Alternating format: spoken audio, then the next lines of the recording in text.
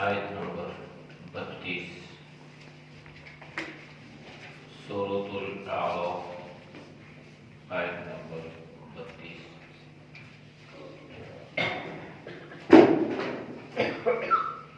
اعوذ باللہ من الشیطان الرجیم، بسم اللہ الرحمن الرحیم۔ قل من حرم زینة اللہ التي أخرج لعباده والطيبات من الرزق قل هي للذين آمنوا في الحياة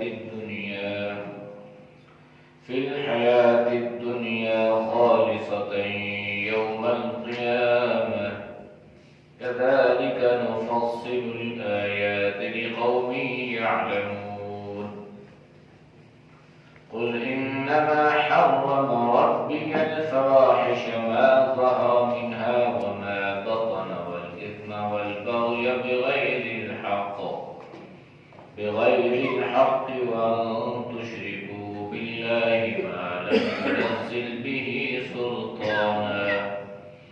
ما لم ينزل به سلطانا وأن تقولوا على الله ما لا تعلمون۔ صدق اللہ العظیم۔ ترجمہ: قل کہہ دیجیے، من کون ہے، حرم جس نے حرام کیا، زینت اللہ اللہ کی زینت کو، التی وہ جو اخرج نکالی لعبادہ اپنے بندوں کے لیے، وطیبات اور ستھری چیزیں، من الرزق روزی میں سے۔ قل کہہ دیجیے، ہی للذین ہی ان لوگوں کے لیے ہیں، آمنوا جو ایمان لائے، فی الحیات دنیا دنیا کی زندگی میں، خالصتاً خالص، یوم القیامت دن قیامت میں، کذالک اسی طرح، نفصل الآیات ہم بیان کرتے ہیں آیات کو، لقوم یعلمون اس قوم کے لیے جو جانتی ہے۔ قل کہہ دیجیے، انما بے شک، حرم حرام کیا، ربی میرے رب نے، الفواحش بے حیائی کو، بابو ظاہر منہا جو ظاہر ہے اس میں سے، وما بطن اور جو پوشیدہ ہے، والاثم اور گناہ کو، والبغی اور سرکشی کو، بغیر الحق ناحق، وان تشرکو اور یہ کہ تم شریک کرو، باللہ اللہ کے ساتھ، ما اس چیز کو، لم ینزل بھی نہیں اتاری اس کی اللہ نے، سلطانا کوئی دلیل، وان تقولو اور یہ کہ تم کہو، علی اللہ اللہ پر، ما وہ چیز، لا تعلمون جو تم جانتے نہیں ہو۔ آیات کا ما قبل آیات کے ساتھ ربط و تعلق یہ تھا، زمانے جاہلیت کی رسومات کی ترتیب اللہ نے فرمائی، اور ابن آدم کو اللہ نے نماز کے لیے زیب و زینت اختیار کرنے کا حکم دیا، اور دوسری رسم کی ترتیب کہ اپنی مرضی سے اپنے لیے کھانے پینے کی چیزوں پر پابندی لگا دی جاتی تھی، بالخصوص ایام حج میں۔ تو اللہ نے اس کا رد بھی یوں فرمایا کہ کھاؤ پیو لیکن اسراف مت کرو، یعنی حرام کی طرف مت جاؤ، ظلم و زیادتی کی طرف مت جاؤ۔ آج کی آیات میں اللہ نے فرمایا، قل آپ ان سے کہہ دیں، من کون ہے، حرم جس نے حرام کیا، زینت اللہ اللہ کی زینت کو، التی وہ جو زینت ہے، اخرج لعبادہ اس نے نکالی اپنے بندوں کے لیے۔ یہ اسی بات کا اعادہ ہے کہ مشرکین مکہ یا کفار مکہ کپڑوں میں طواف کرنے کو باعث معیوب سمجھتے تھے، اور وہ یہ کہتے تھے کہ ہم گناہ آلودہ کپڑوں میں طواف کرنا اس کو گناہ اور برائی سمجھتے ہیں، لہذا اس سے بہتر یہ ہے کہ ننگے ہو کر طواف کر دو۔ تو اللہ نے فرمایا کہ کون ہے جس نے اللہ کی زینت کو یعنی لباس کو، زیب و آرائش کو اس نے اپنے اوپر حرام قرار دیا، حالانکہ اس لباس کو اللہ نے اپنے بندوں کے لیے پسند فرمایا ہے۔ اخرج لعبادہ، اللہ نے اس کو اتنا پسند فرمایا کہ اس کو اللہ نے زیب و زینت قرار دیا ہے، اس کو آرائش قرار دیا ہے۔ اور اللہ کے نبی نے یوں فرمایا کہ دیکھو اللہ جمیل ویحب الجمال، اللہ جمیل ہے اور اللہ جمال کو پسند فرماتا ہے، یعنی خوبصورتی کو، حسن کو، زیب و آرائش کو اللہ پسند فرماتا ہے۔ یعنی یہ نہیں ہے کہ اللہ نے انسان کو نعمت عطا فرمائی ہو اور باوجود نعمت کے وہ نعمت کا استعمال ہی نہ کرے۔ سادگی سے ہٹ کے جناب نبی کریم صلی اللہ علیہ وسلم نے بہترین سے بہترین لباس بھی پہنا، قیمتی سے قیمتی لباس بھی آپ صلی اللہ علیہ وسلم نے زیب تن فرمایا، اور معمولی سا معمولی لباس بھی آپ نے پہنا، پیوند زدہ لباس بھی آپ نے پہنا، ٹاکیاں لگی ہوئی ہیں اس کو آپ نے خود سیا، اور ایسا لباس بھی آپ نے پہنا۔ تو یہ اللہ کے نبی نے راستے دیے کہ اگر اللہ نے آپ کو گنجائش اور استطاعت دی ہے تو آپ اچھا لباس بھی پہنیں، اور اگر نہیں ہے تو اپنی حد میں رہتے ہوئے جیسا لباس آپ پہنیں اس پر اللہ کا شکر ادا کریں، اور یہ نہ سمجھیں کہ میرے پاس بہت قیمتی لباس نہیں ہے تو مجھے لوگ کیا کہیں گے، مجھے معاشرے والے کیا کہیں گے، نہیں، اس سے بھی اللہ نے منع کر دیا۔ دوسری جو چیز تھی وہ طیبات من الرزق، رزق میں سے پاکیزہ چیزیں کھانے سے ان لوگوں نے کس کو منع کیا؟ یعنی اپنی مرضی سے انہوں نے اپنے لیے بعض چیزوں کو حرام قرار دیا تھا۔ بات تو یہ تھا کہ یہ عورتیں استعمال کر سکتی ہیں، مرد نہیں کر سکتے، مرد کر سکتے ہیں، عورتیں استعمال نہیں کر سکتی، اور بعض مرتبہ ایام حج میں وہ اپنے لیے بعض چیزوں کی پابندی لگا دیتے تھے۔ تو اللہ نے فرمایا دیکھو تمہیں یہ اختیار نہیں ہے کہ اللہ کی حلال کردہ چیزوں کو حرام قرار دو، یا اللہ کی حرام کردہ چیزوں کو تم حلال قرار دو۔ یہ اختیار اللہ نے دنیا میں کسی کو بھی نہیں دیا، یہاں تک کہ اللہ نے آپ صلی اللہ علیہ وسلم کو بھی یہ اختیار نہیں دیا۔ سورہ تحریم جو ہے قرآن کریم کی جو 28ویں پارے میں ہے، اس سورت کا جو لب لباب اور خلاصہ وہ یہی ہے کہ اللہ کے نبی نے اپنے لیے حرام قرار نہیں دیا تھا، آپ نے ضمناً یہ فرمایا تھا کہ میں شہد کا استعمال نہیں کروں گا۔ تو اللہ نے فرمایا کیوں؟ اس لیے کہ اللہ نے شہد کو آپ پر حلال کیا ہے، اور اللہ کی حلال کردہ چیزوں سے اس طرح کہ میں نہیں کروں۔ ہاں یہ الگ بات ہے کہ اگر اپنی صحت کے لیے اور کسی پرہیز کو اختیار کیا جائے تو یہ اس کے منافی نہیں ہے۔ اب پرہیز کرنے والا تو یہ اس کو حرام تو نہیں سمجھ رہا، یہ تو نہیں کہتا کہ مجھے شکر ہے میں چینی کا استعمال نہیں کرتا لہذا چینی ہے ہی حرام، یہ تو نہیں کہہ رہا، وہ اس چیز کو اپنی ذات کی حد تک صرف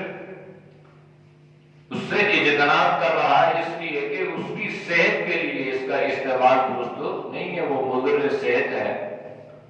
تو اس لیے اللہ نے یہ اختیار کسی کو نہ پہلے دیا نہ اب دیا،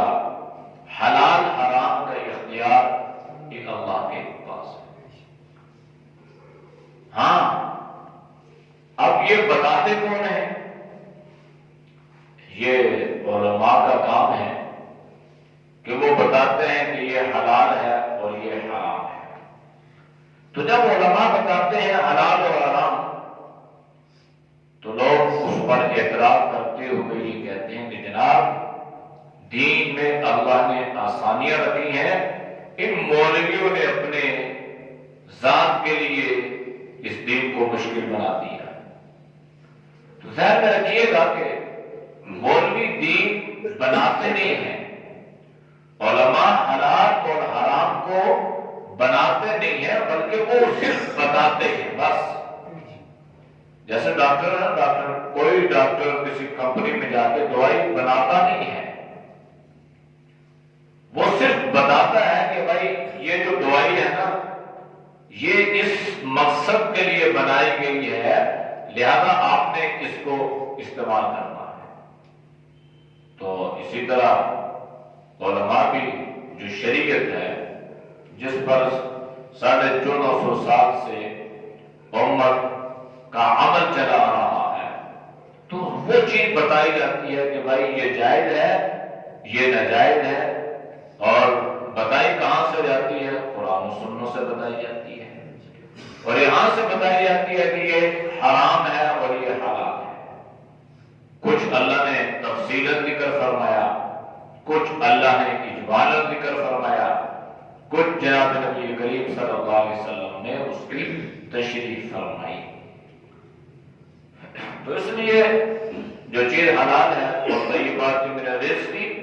اس کا استعمال کرو، اللہ کے رزق میں سے نعمت اللہ نے آپ کو عطا فرمائی۔ قل آپ کہتے ہیں ہی للذین آمنوا فی الحیات الدنیا خالصۃ یوم القیامہ، کہ یہ جو ساری چیزیں ہیں نا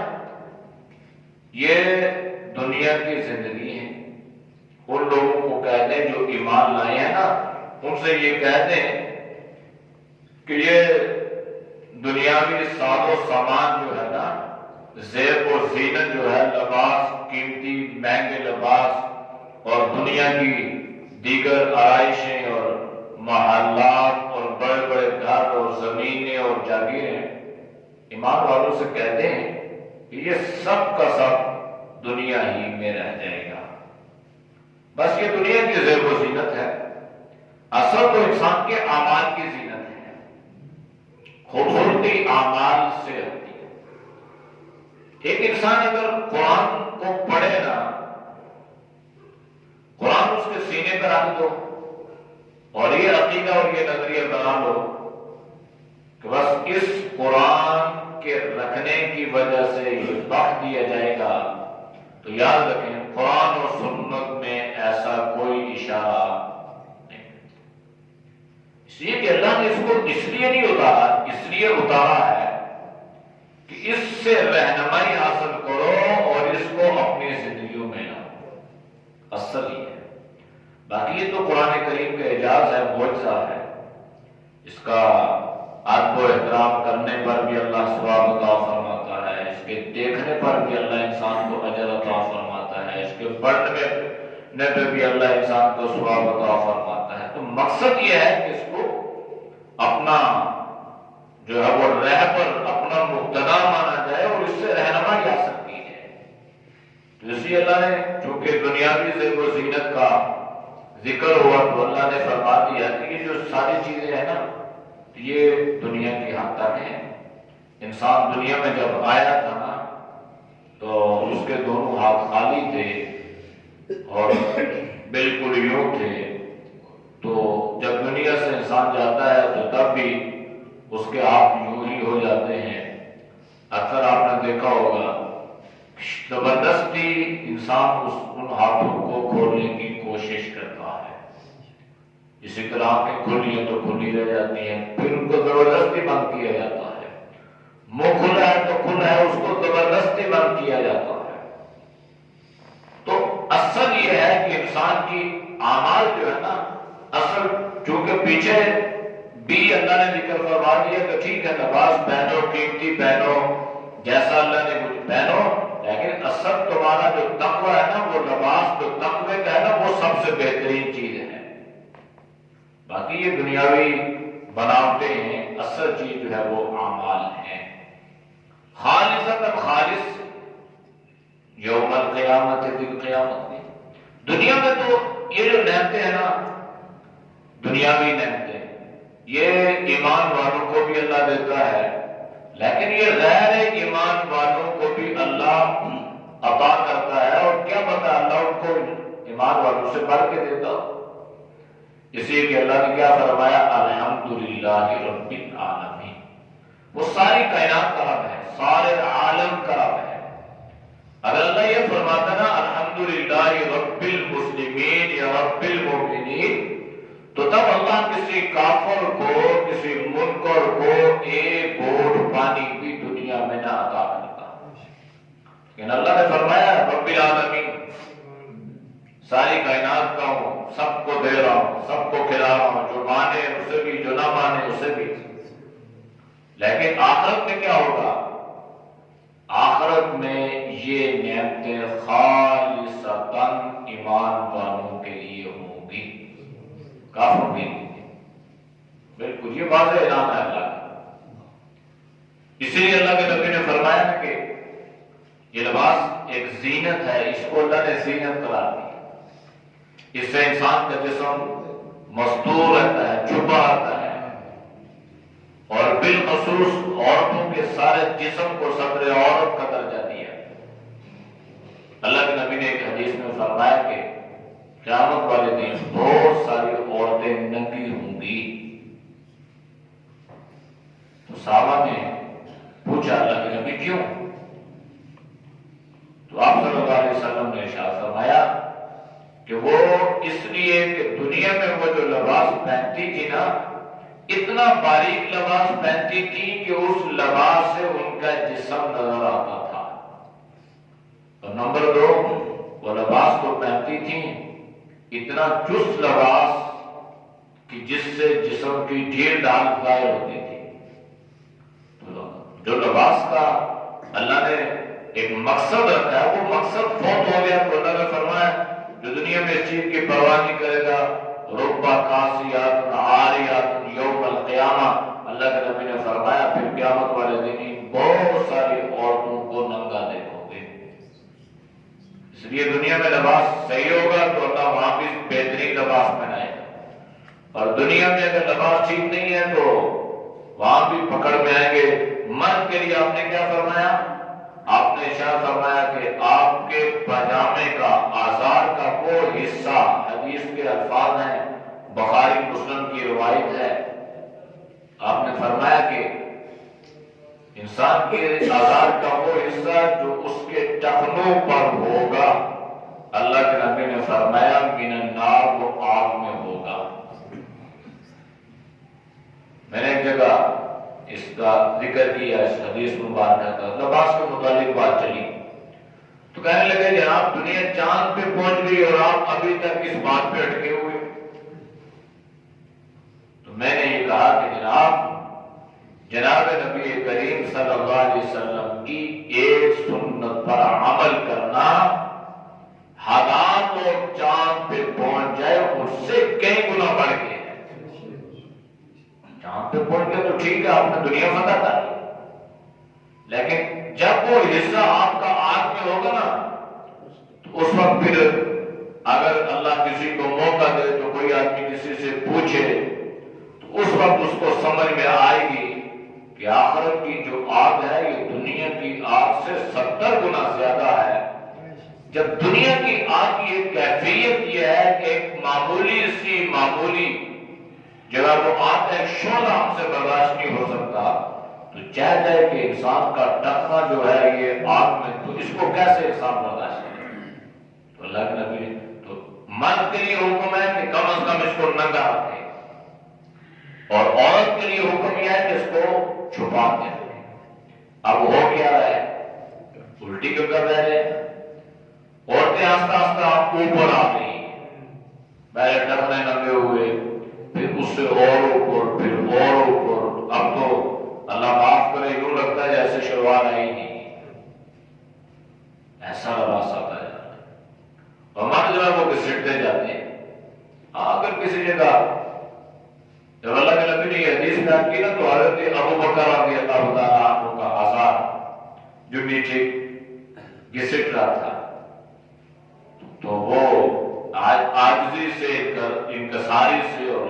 ایسی طبیعت، تو آپ نے جناب نبی کریم صلی اللہ علیہ وسلم سے پوچھا کہ کیا یہ بھی تکبر میں بڑائی میں داخل ہے؟ تو اللہ کے نبی نے فرمایا ابو بکر بھی تکبر کرے گا کہ تمہیں استثناء ہے اس سے، اس لیے کہ اللہ کے نبی حضرت ابو بکر صدیق رضی اللہ عنہ کا مزاج سمجھتے تھے نا،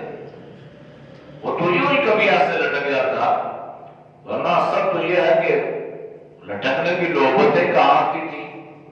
حضرت ابو بکر رضی اللہ تعالیٰ عنہ اپنے قیمتی سے قیمتی لباس وہ سب کچھ آپ نے اللہ کے راستے میں قربان کر دیا تھا، یعنی اپنے جسم پر قیمتی لباس کو بھی برداشت نہیں کیا کہ یہ بھی کسی غریب کے کام آئے، اور ابو بکر یوں ہی کھدر پہن کے اور اس طرح کا بوریا بستر والا لباس پہن کے گزارا کر لے گا۔ تو اس لیے خالص یہ ساری محنت آخرت میں اللہ نے فرمایا ایمان والوں کی ہے، کذالک نفصل الآیات لقوم یعلمون۔ اللہ ان باتوں کو بیان کرتا ہے تاکہ لوگ سمجھ لیں، کھول کھول کے اللہ بیان کر رہا ہے، تفصیل اللہ بیان کر رہا ہے۔ اب اگر کوئی سمجھنے کی کوشش کرے گا تو اللہ اسے سمجھا دیں گے، اور میں کیوں والی رٹ لگائے گا تو وہ یوں ہی جہالت کی دلدل میں پھنستا چلا جائے گا، پھر وہ نکل نہیں سکے گا،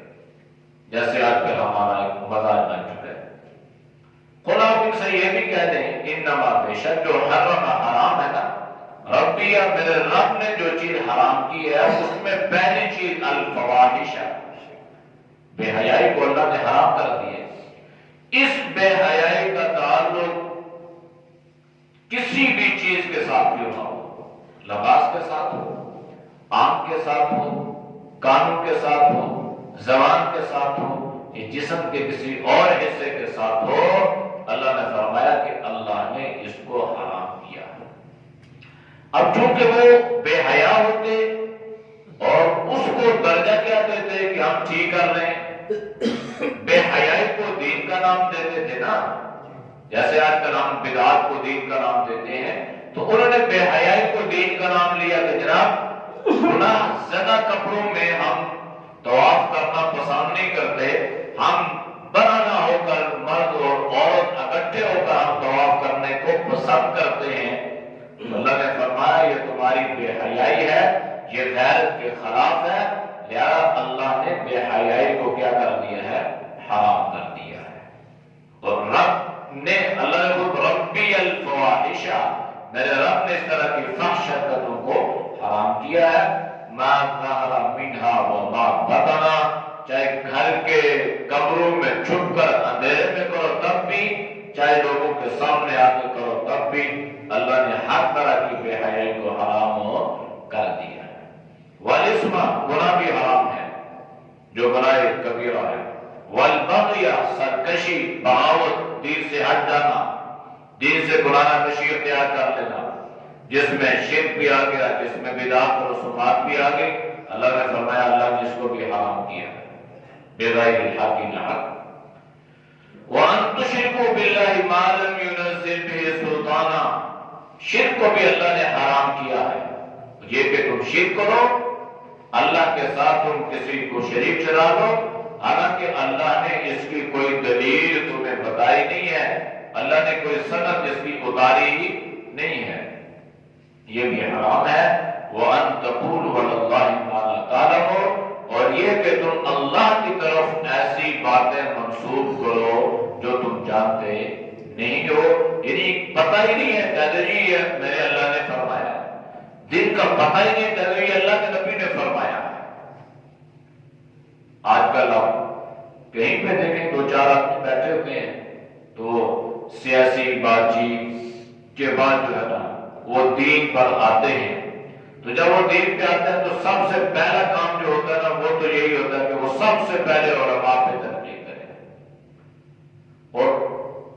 ایک عجیب بات اکثر آپ بھی سنتے ہیں، آپ بھی سنتے ہیں، کہتے ہیں ملک کا بیڑا جو ہے نا مولویوں نے تباہ کر دیا۔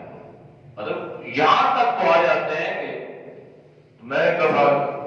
ساتھی سے ذکر کیا، میں نے کہا جی بات یہ ہے کہ آپ کہتے ہو مولویوں نے بیڑا غرق کر دیا اور علماء نے بیڑا غرق کر دیا، تو آج تک کوئی ایسا آپ نے اپنے ملک کا سربراہ بنایا ہے جو عالم تھا، جو مولوی ہو، جو مدرسے کا فارغ ہو؟ تو پھر تو بات سمجھ میں آتی ہے کہ واقعی میں نے کہا تاریخ میں تو بڑی بڑی مثالیں ملتی ہیں، پڑھنے سے بندے کو پتہ چلتا ہے، لیکن کچھ مثالیں ہمیں مشاہدات میں ملی ہیں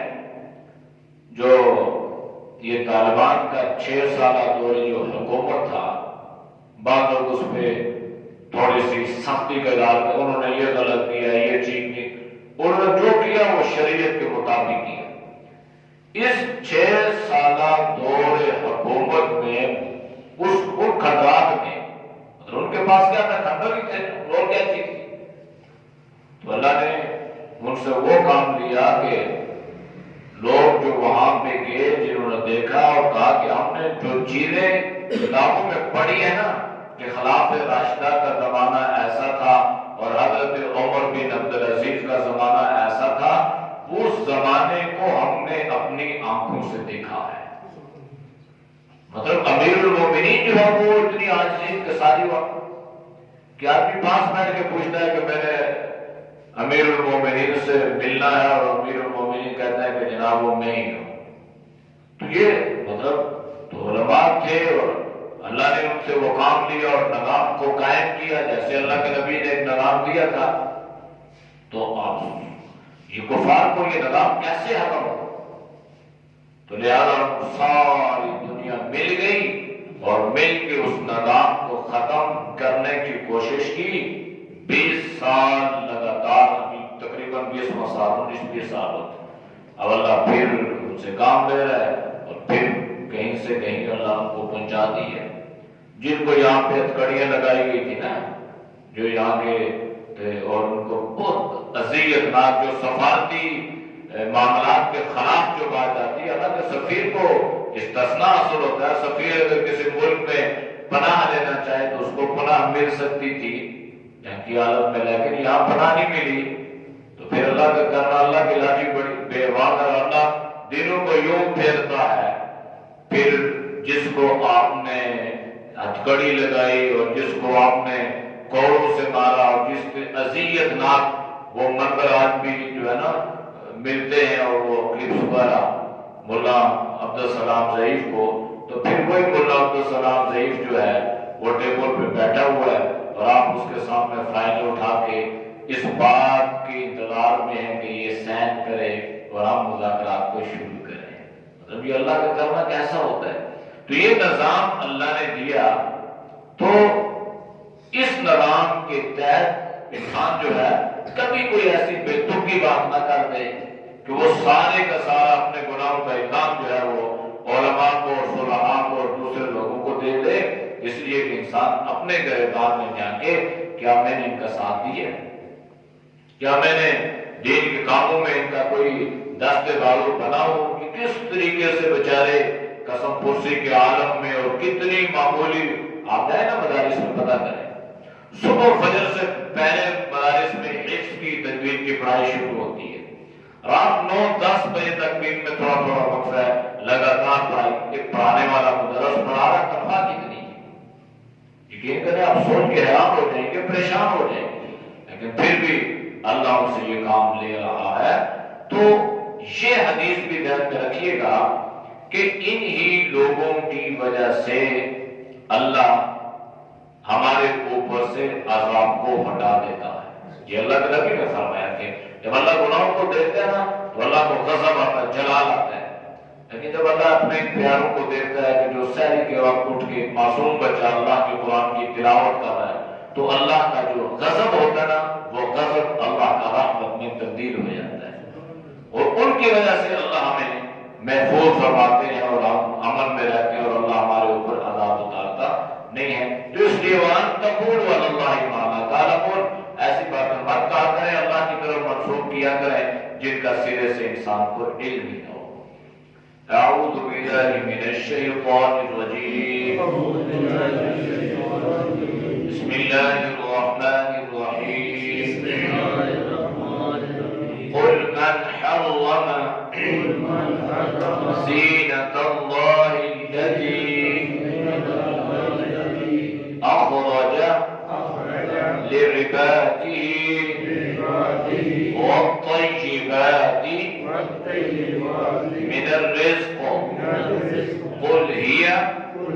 للذين آمنوا في الحياة الدنيا خالصة يوم القيامة كذلك نفصل الآيات لقوم يعلمون. قل إنما حرم ربي الفواحش ما ظهر منها وما بطن والإثم والبغي بغير الحق وأن تشركوا بالله ما لم ينزل به سلطانا وأن تقولوا على الله ما لا تعلمون. الحمد لله رب العالمين والعاقبة للمتقين والصلاة والسلام على النبي الأمي الكريم. یا اللہ ہم سب کے صغیرہ کبیرہ کو معاف فرما. یا اللہ ہم سے حفاظت فرما. یا اللہ دین کا کام کرنے کی توفیق نصیب فرما. یا اللہ جو تیرے دین کا کام کر رہے ہیں، تیرے دین کی سربلندی کے لیے محنت کرتے ہیں، اللہ ہمیں ان کا ساتھ دینے کی توفیق نصیب فرما. یا اللہ ان کا ہمیں محب بنا، ان کے ساتھ محبت کرنے کی سعادت نصیب فرما. یا ارحم الراحمین، یا احکم الحاکمین، توحید و سنت پر عمل کی توفیق نصیب فرما. یا اللہ اس کے علاوہ جتنے راستے ہیں اللہ ان راستوں سے ہماری حفاظت فرما. یا اللہ جتنے دوست احباب تیری رضا کے لیے درس قرآن سنتے ہیں، اللہ ان کے سننے کو قبول فرما. یا اللہ ہم سب کی جان میں، مال میں، ایمان میں، صحت میں اللہ برکتیں عطا فرما.